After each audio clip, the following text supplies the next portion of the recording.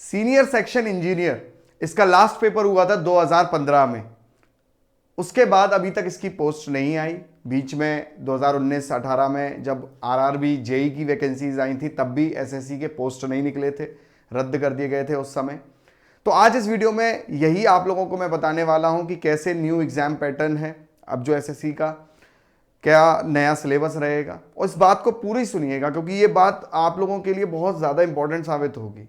सबसे पहली बात मैं करता हूं एग्जाम पैटर्न की। देखिए 2015 में पेपर हुआ था सीनियर सेक्शन इंजीनियर का और जेई का, उसके बाद में कोई पेपर नहीं हुआ और वो पेपर भी ऑफलाइन हुआ था। फिर जब 2018-19 में वैकेंसीज आई जेई की नई, तो उसमें एक तो मोड चेंज हुआ, पेपर ऑफलाइन से ऑनलाइन हुआ, फिर सिलेबस भी उसमें चेंज हुआ था और एसएससी की वैकेंसी उस समय कैंसिल कर दी थी।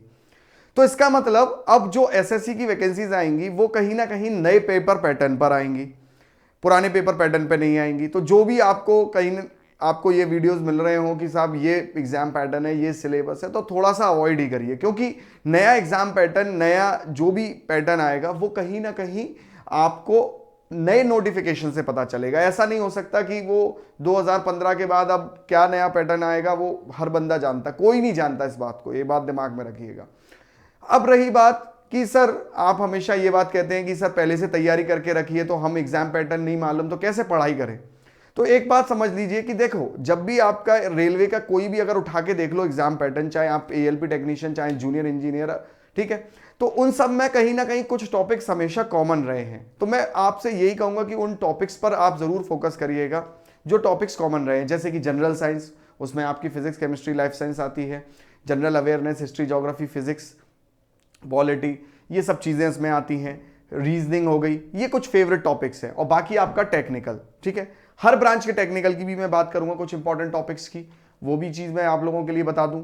देखिए अगर मैं बात करूं बेटा इलेक्ट्रिकल इंजीनियरिंग की, तो जो मशीन्स, मेजरमेंट में आपका control system, signal system, digital circuits, analog, machine, power system, powertronics, ये सब आपके इलेक्ट्रिकल वाले बच्चों के लिए इंपॉर्टेंट है। एक और बात कह दूं कि यूटिलाइजेशन यहाँ एस्टिमेशन कॉस्टिंग आप मत करिएगा, क्योंकि बीटेक वाले बच्चे इसको एलिजिबल रखते हैं सीनियर सेक्शन इंजीनियर पोस्ट के लिए, और यूटिलाइजेशन और एस्टिमेशन कॉस्टिंग बीटेक के सिलेबस में नहीं होती है।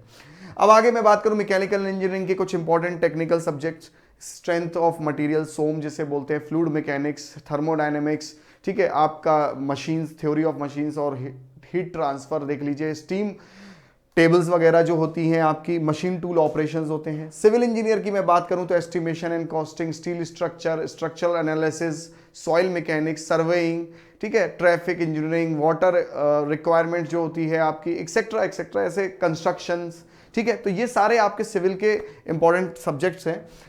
इलेक्ट्रॉनिक्स इंजीनियरिंग के लिए EDC, electronic devices, signal and system, है ना, आपका बेटा digital electronics, micro processor, EMFT, ये सब कुछ इंपॉर्टेंट टॉपिक्स हैं जो हर ब्रांच के अलग अलग हैं।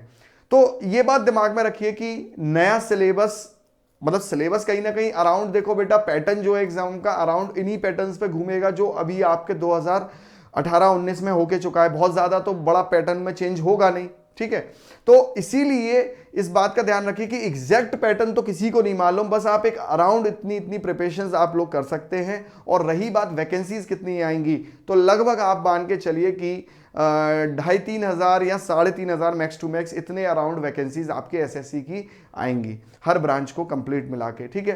तो एसएससी की वैकेंसीज आपको पता ही है कि जेई की वैकेंसीज के कंपैरेटिवली कम होती है। अगर आपको जानकारी अच्छी लगा करे तो कमेंट भी करिए और अपने दोस्तों को शेयर भी कर दो, ताकि कोई भ्रमित ना हो कि भाई एग्जाम पैटर्न ये है नया। दिमाग में रखना बेटा कि नए नोटिफिकेशन से पहले एग्जैक्ट पैटर्न किसी को भी नहीं मालूम, किसी को भी नहीं मालूम।